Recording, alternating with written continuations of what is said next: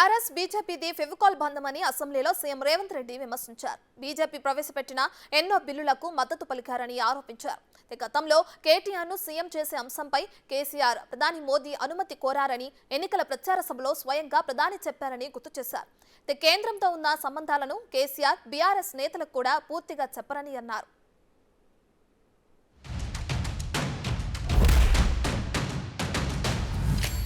గౌరవ రాష్ట్ర శాసనసభ వ్యవహారాల శాఖ మంత్రి గారు శ్రీధరబాబు గారు ఒక విషయం అన్నారు. అధ్యక్ష,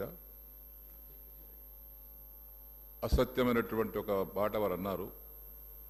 బీజేపీ మాకు ఫ్రెండ్లీ పార్టీ అని. ఇది ఖండిస్తున్నాను. మా ఫ్రెండ్లీ పార్టీ ఎంఐఎం పార్టీ అన్న సంగతి తెలుసు, కానీ మాకు బీజేపీ ఫ్రెండ్లీ పార్టీ అని తెలియదు. దాన్ని ఖండిస్తున్నాం. దయచేసి ఆ రికార్డును తొలగించండి. ఇప్పుడు పెద్దలు శ్రీనివాసరెడ్డి గారిని నేను అడుగుతున్నా, మీకు ఎలాంటి సంబంధాలు లేకపోతే, అనుబంధం లేకపోతే, ఆయన అనుమతితోనే మీరు నిర్ణయాలు తీసుకోకపోతే మీ పార్టీ అంతర్గత వ్యవహారం ముఖ్యమంత్రిని మార్చుకోవడం అనేది, అట్లాంటి విషయం కూడా మోడీ గారి అనుమతిని అడిగిందంటే మీ బంధం ఫెవికల్ బంధం. ఒకవేళ మీకు కేసీఆర్ గారు చెప్తుండ్రో లేదో వాస్తవాలు ఒక్కసారి ఇప్పుడు నేను చెప్పిన చరిత్రను మొత్తము వారు తెలుసుకోవాల్సిందిగా నేను కోరుతున్నా. మీకు కొన్ని చెప్తాడు, కొన్ని దాస్తాడు.